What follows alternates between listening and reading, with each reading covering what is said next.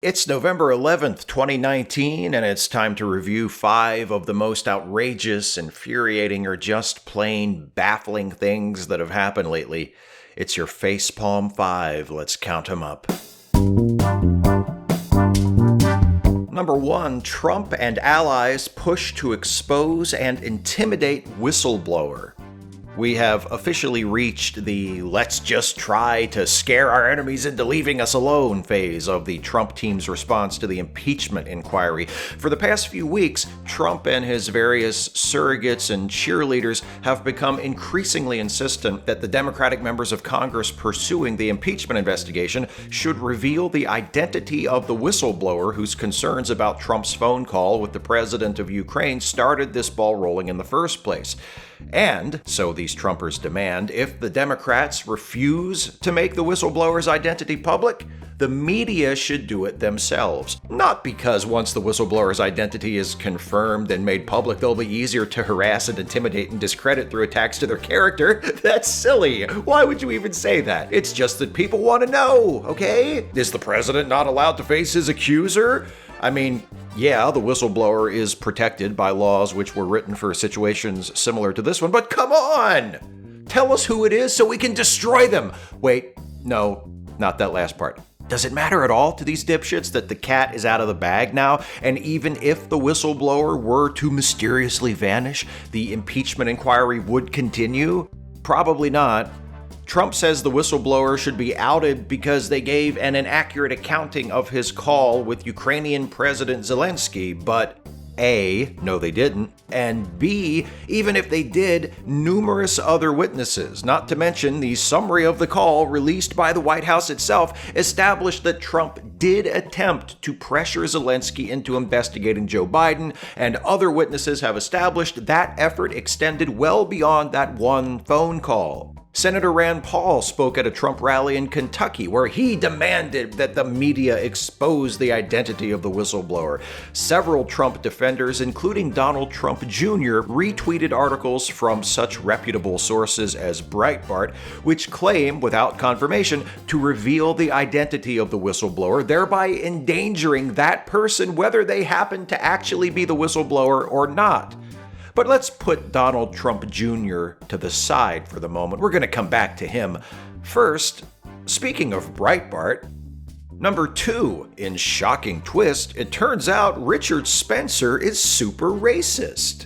Former Breitbart editor and current person who can't sleep in anymore because of the crowing of all of his chickens that have come home to roost, Milo Yiannopoulos, seems determined to drag as many people as possible down with him as he sinks into richly deserved obscurity. Last week, Yiannopoulos released an audio recording of a person he claims is white supremacist Richard Spencer going off on a racist, anti-Semitic tirade using slurs to refer to Jewish people and black people and declaring, quote, "My ancestors fucking enslaved those little pieces of fucking shit. They got ruled by people like me." The recording was apparently made following the Unite the Right rally in Charlottesville in 2017, where counter-protester Heather Heyer was murdered by white supremacists. Why is it news that a famous racist like Richard Spencer is caught on tape saying a bunch of racist shit? Because Spencer's been working his David Duke 2.0 gimmick, pretending to be the handsome, non-threatening white supremacist for so long, and has gotten so many people to fall for it that apparently it's surprising to some people that Richard Spencer, the guy who invented the term alt-right in a deliberate effort to make white nationalism more acceptable to the mainstream, holds some ugly racist opinions and expresses those opinions in gross, overtly bigoted language when he thinks the normies can't hear him.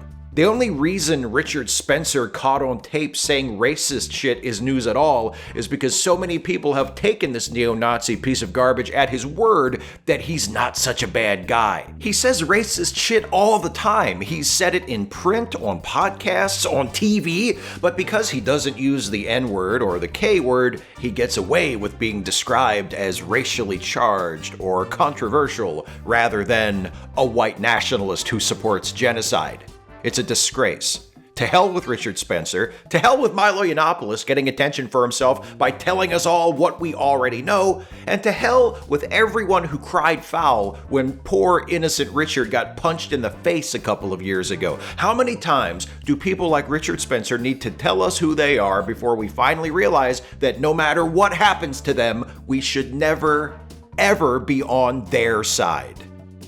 Number 3, hand-wringing over Trump getting booed at World Series. Speaking of fence-sitting shitheads who need to shut the hell up, I bet a lot of those who needed smelling salts after they saw Richard Spencer get punched were similarly offended by the sight and the sound of President Trump getting booed at the World Series a couple of weeks ago. Even Nate Silver was on Twitter wondering why Trump couldn't even be allowed one good day after announcing the killing of the leader of ISIS. I don't know, Nate. Maybe because he's a horrifying disaster of a human being and a leader? Should we give the guy who refers to immigrants and people of color and people living in poverty using words like infested and vermin a break for a day? Should we ease up on the guy who tried to ban Muslims from the country and has arbitrarily kicked trans people out of the military and just let him have his moment in the sun over the dead terrorist? It's only fair, right? What the fuck is wrong with you? Personally, I found Trump getting booed at the series one of the most encouraging things to happen in a long time. It's nice to be reminded that most people in the country are in agreement that Trump is a disgrace and an embarrassment and needs to go. But some people didn't like the sound of those boos, or the chant of "lock him up" that accompanied them. One of those people, MSNBC host Joe Scarborough, called the "lock him up" chant un-American. Democratic Senator Chris Coons said something similar, insisting that the office of the president deserves respect. Right, which is why Donald Trump shouldn't be in it. Look, I get the comparison being made here, and superficially it makes sense. If it's not okay for Trump supporters to chant "lock her up" about Hillary Clinton, why is it okay for people to chant "lock him up" about Trump? The thing is, Hillary Clinton was investigated ad nauseum and repeatedly cleared of wrongdoing. There's nothing to lock her up for. The chants are about hatred and paranoia. They are the result of a fascist and his base publicly wishing to see the persecution of their enemies. Trump, on the other hand, is a criminal. Were he not the current president of the United States, he would have been indicted already. But because the U.S., beacon of democracy and rule of law that we are, has a tradition of not holding sitting presidents legally accountable for their crimes, he's safe for the moment. When people chant "lock him up" at Trump, it's because we know he's actually committed crimes that deserve to be prosecuted and punished. You want to talk about respect for the office? Booing and chanting "lock him up" at Donald Trump is the greatest show of respect for the office of the presidency I can imagine. Other than removing Donald Trump from the office, that is. Number 4, nonpartisan shows welcome Trump Jr. to shill his book. So let's talk about Donald Trump Jr., his new book, and why Steve can't have nice things. Trump Jr., the president's shit-witted number one son, the guy who was born on third base and thought he invented baseball, wrote a book which, in a move indicative of what an original thinker he is, Trump Jr. titled Triggered. I mean, how the hell does a person named Donald Trump Jr. wind up even less impressive than Donald Trump Sr.? That is quite an accomplishment. Trump Jr.'s only accomplishment. Anyway, despite the fact that Trump Jr. is not only one of his father's biggest defenders, but is also a huge piece of shit in his own right, having been implicated in several of his father's crimes, including inviting Russian interference into the 2016 election and the charity fraud involving the Trump Foundation, for which a judge recently levied a $2 million fine, Trump Jr. is seemingly having no trouble finding people willing to help him promote his book. And I'm not just talking about the usual suspects on Fox News Channel or right-wing talk radio. I mean, like The View. Or, and this one hurts me personally, pro wrestler, best-selling author, and kinda sorta rock star Chris Jericho, who welcomed Trump Jr. onto his podcast for a talk that was so much fun, Trump Jr. tweeted about what a great time he had and what a cool guy Jericho is. When many of Jericho's fans expressed their dismay and disappointment that he would have Trump the Lesser on his show, Jericho brushed them off, tweeting, "Calm down, I'm nonpartisan." Two things. First, fuck you, Chris. Second, if I had Donald Trump Jr. on my podcast, I would never have Trump Jr. on my podcast. I'd tell his people to lose my contact info, fuck off, and die in that order. But if I did have Trump Jr. on my podcast and he left thinking the appearance had gone so well that he cheerfully tweeted about what a cool guy I was, I think I'd step into a scalding hot shower and just kinda stay there forever because I'd never feel clean again. If you welcome a racist, misogynist, homophobic, transphobic criminal onto your show so he can sell his book and show everyone what a fun dude he can be, you don't get to wash your hands of that. You're enabling an evil person. You're giving him a platform to sell his book and try and convince people that he's not as bad as people think. You're not nonpartisan, Chris. You're complicit. It must be nice to feel so insulated from the very real harm being caused in the world by people like Donald Trump Jr. that you can hang out with the asshole for your podcast, and when people call you out for platforming a fascist bigot, you can shrug it off by saying, "Relax, we didn't talk about politics." Chris Jericho is a fantastic pro wrestler who has entertained me for years playing a scumbag heel.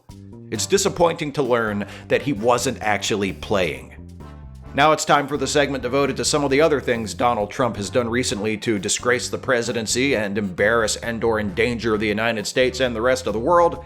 It's number 5, the further misadventures of Lord Dampnut. Please keep in mind, as always, the following is not a complete list.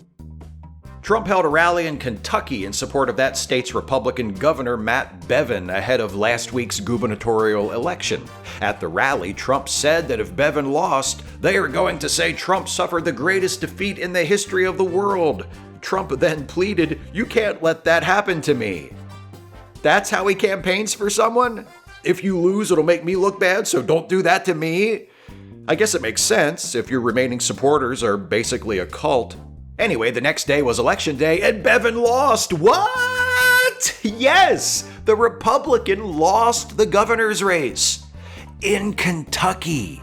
So how did Trump try to save face after that? He tweeted, "Our big Kentucky rally on Monday night had a massive impact on all of the races. The increase in governor's race was at least 15 points, maybe 20. In other words, sure, he lost, but without me, he would have lost by 20 points.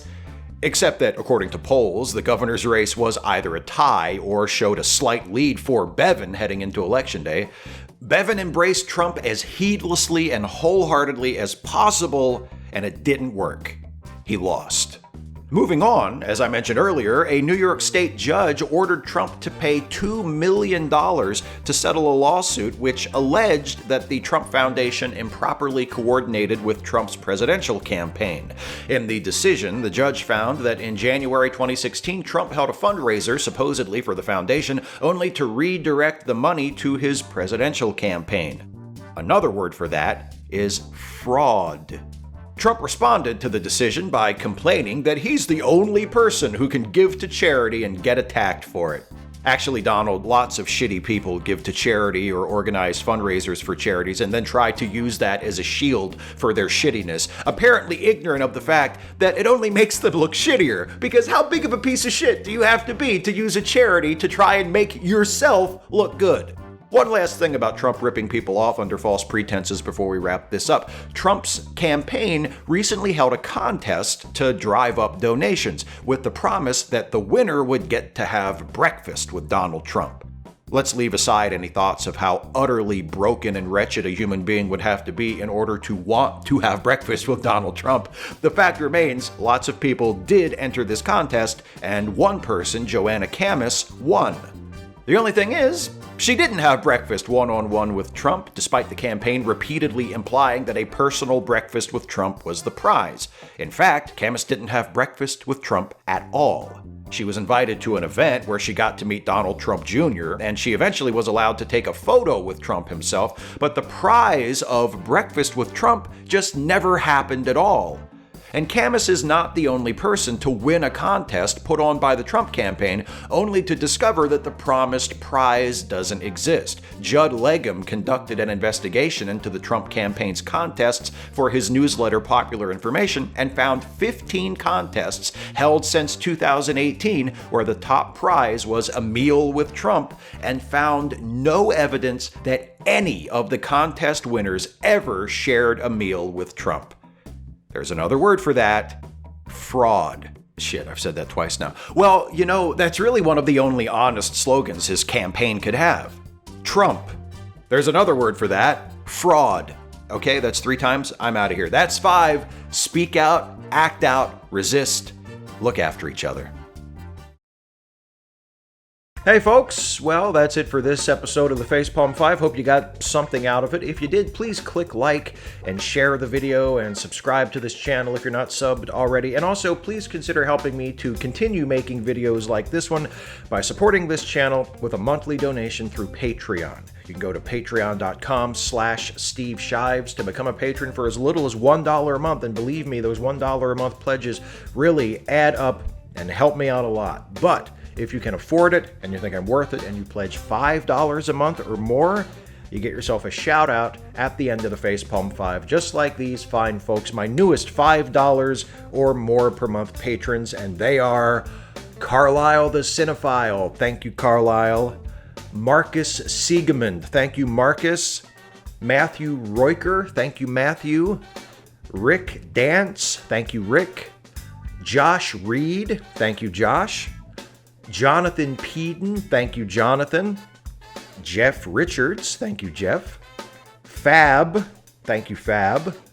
Avilis Saliva, thank you, Avilis. And Python 4.0, thank you, Python 4.0. Thanks to all of you for watching, whether you're patrons or not. I appreciate the support that comes for free as well, watching and liking and subscribing. I just hit 100,000 subscribers on this channel a couple of weeks ago, and it's really cool, and I could not have done it without all 100,300 something of you and counting that have subscribed to this channel for whatever reason. So I appreciate all of you, whether you're patrons or not. I thank you all so much for watching. I could not do this without you. Take care, and I'll see you next time.